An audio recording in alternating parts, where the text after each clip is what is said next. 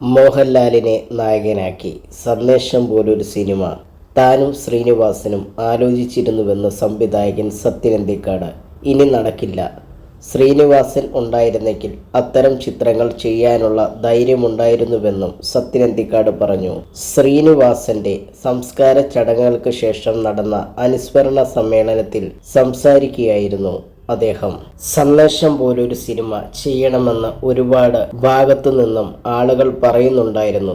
ഞാനും ശ്രീനിയും അതിനെപ്പറ്റി ചിന്തിച്ചിരുന്നു. നിഷ്കളങ്കനായ വ്യക്തി ഇന്നത്തെ സാഹചര്യത്തിൽ രാഷ്ട്രീയത്തെ കാണുന്ന കാഴ്ച സിനിമയാക്കണം എന്ന് ഞങ്ങൾ രണ്ടുപേരും ആലോചിച്ചിരുന്നു. മോഹൻലാലിനെ പോലൊരാൾ ചെയ്യുന്ന കഥാപാത്രം ഇനി അത് നടക്കില്ലെന്ന് ഉറപ്പാണ്. ശ്രീനിവാസൻ ഉണ്ടായിരുന്നെങ്കിൽ അത്തരം ചിത്രങ്ങൾ ചെയ്യാനുള്ള ധൈര്യമുണ്ടായിരുന്നു, സത്യൻ അന്തിക്കാട് പറഞ്ഞു. ശ്രീനിവാസൻ നടനായി പോയതുകൊണ്ട് ശ്രീനിവാസൻ എന്ന എഴുത്തുകാരനെ വേണ്ട വിധത്തിൽ നമ്മൾ ആഘോഷിച്ചിട്ടില്ല.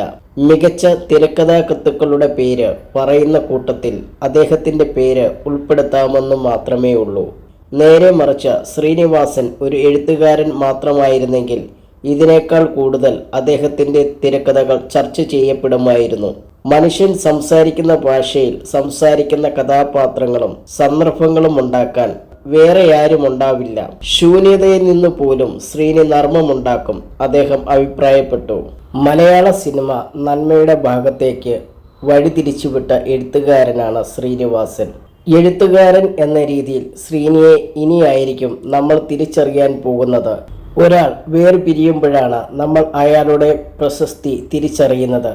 ശ്രീനിവാസനെ നമ്മൾ കൂടുതൽ വായിക്കാനും തിരിച്ചറിയാനും പോകുന്നതേയുള്ളൂ. ശ്രീനിവാസനോളം പ്രതിഭ തെളിയിച്ച ഒരാളെ ഞാൻ മലയാള സിനിമയിൽ കണ്ടുമുട്ടിയിട്ടില്ല.